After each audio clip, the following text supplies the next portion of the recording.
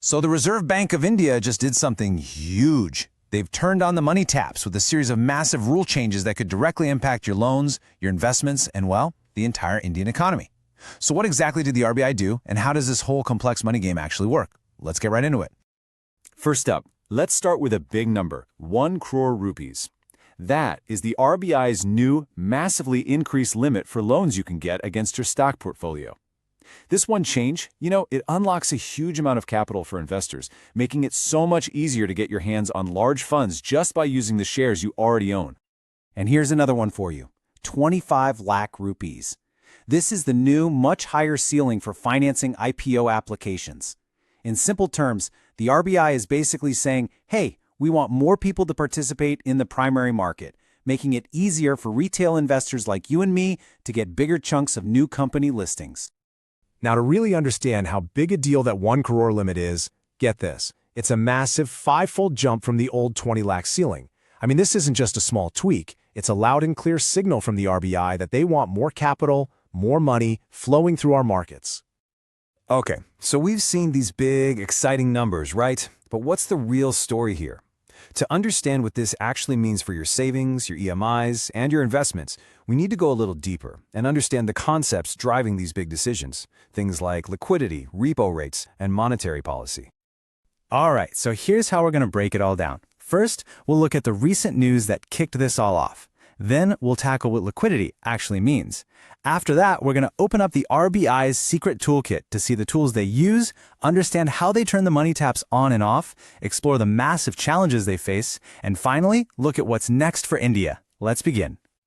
First up, RBI's big liquidity boost. So, on October 1st, the central bank made some pretty key announcements. Let's unpack exactly what they did and, more importantly, why it matters so much right now. So what's the bottom line here? Well, the RBI has pretty much opened the floodgates. By getting rid of lending caps on debt securities and seriously boosting the limits for shares, IPOs, and also for things like real estate and infrastructure investment trusts, they've made it way easier for money to flow from banks to investors. And why now? Well, this was a direct response to credit growth against shares hitting a 19-month low. That's a trend the RBI clearly wants to turn around fast. But you hear this term injecting liquidity thrown around all the time, right? What on earth does it actually mean? It might sound complicated, but it's really the heart and soul of what a central bank does. So let's get down to the basics and take a peek into the engine room of our economy. Think of it like this. Imagine our entire economy is like a giant city, and money is the water flowing through all the pipes. The RBI? Well, it's the city's water authority, and its main job, what we call liquidity management, is to make sure there's just the right amount of water or money flowing. You see, too much money and you get a flood. That's inflation, where your money starts buying less and less. Too little money and you get a drought. That's when businesses slow down and growth stalls. It's all about keeping things stable and running smoothly for all of us. So how does the RBI actually control this flow of money? It's not like they have a single big red button. Nope. They have a whole toolkit full of sophisticated instruments, and each one is designed for a very specific job. Let's take a look inside. All right, this is the big one, the one you always hear about in the news, the repo rate. Simply put, it's the interest rate at which the RBI lends money to our commercial banks, like SBI or HDFC. So when the RBI wants to give the economy a little push, it cuts the repo rate. This makes it cheaper for banks to borrow from the RBI. And the best part? The banks then pass that benefit on to us with lower interest rates on our home loans, car loans, and business loans. It just makes it cheaper for everyone to borrow and spend. This slide really shows you the two sides of the same coin. If the repo rate is the tap that injects money into the system, then the reverse repo rate is kind of like the drain that sucks excess money out of it. It's the rate the RBI pays to banks to park their extra cash with them. By raising this rate, the RBI encourages banks to keep their surplus funds with it instead of lending it out. This effectively takes money out of circulation, which helps to control rising prices or inflation. Now this table might look a bit intimidating, but it's basically your cheat sheet to the RBI's whole toolkit. Let's break it down real quick. First, you have the SDF and MSF. Think of them as the floor and ceiling for interest rates. The SDF is the minimum rate banks get for parking money with the RBI, while the MSF is the penalty rate for emergency overnight borrowing. Then there's CRR and SLR. These are like mandatory safety deposits. Banks have to keep a certain percentage of their money locked away, which absorbs liquidity and keeps them stable. And finally, you have OMOs, or open market operations. This is the RBI's most direct tool. They just buy or sell government bonds to pump in or suck out huge amounts of cash from the market. So, we've seen the toolkit. We know the names of the instruments. But how does this all play out in the real world? How does the RBI actually use these tools to turn the money taps on or off? Let's walk through a real-life example. So let's say the banking system is running a bit dry on cash. To fix this, the RBI steps in with an open market operation, or OMO. It announces that it's looking to buy government bonds from commercial banks.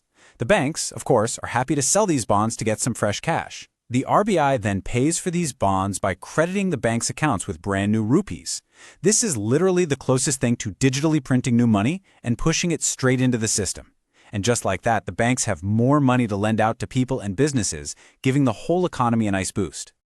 You know, the interesting thing is that the RBI's toolkit isn't set in stone. It's been changing and evolving for decades. From its nationalization way back in 1949, to creating the modern framework in the 90s to better manage day-to-day liquidity, to bringing in stricter rules after the 2008 global crisis to make our banks safer. And even as recently as 2022, they introduced the SDF, which became the new floor for interest rates. It just shows how the RBI is constantly adapting its methods to manage India's dynamic economy. Now, this all might sound pretty straightforward, but trust me, it's not. Managing an entire country's money supply is an incredibly tricky balancing act.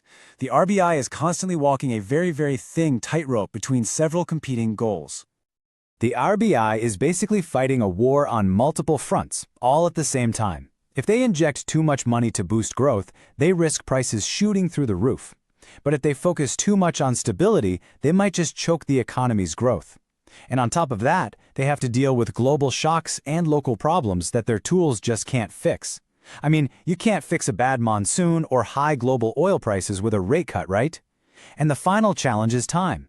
Even when the RBI makes a move, it can take months for you and me to actually feel the impact. And the scale we're talking about here is just staggering. To give you some perspective, in the past, the Indian banking system has faced a liquidity deficit, a cash shortfall, of about 1.5 trillion rupees. That's 1.5 lakh crore. A deficit that big can freeze the entire credit system. It forced the RBI to step in and pump in massive amounts of funds just to keep the lights on. So with all these challenges and complexities in mind, what's the game plan? What does the road ahead look like for India, and how will the RBI navigate all this to steer our economy forward?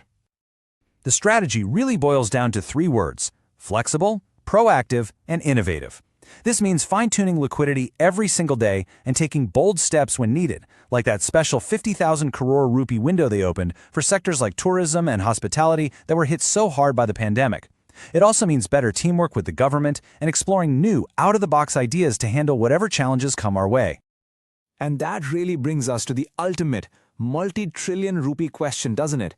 Can the RBI successfully walk this economic tightrope? Can it use its powerful toolkit to fuel growth and create jobs, while at the same time keeping a lid on inflation and making sure our financial system stays safe and sound?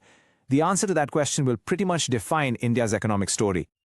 Whew, we've gone through a lot today, from repo rates all the way to OMOs.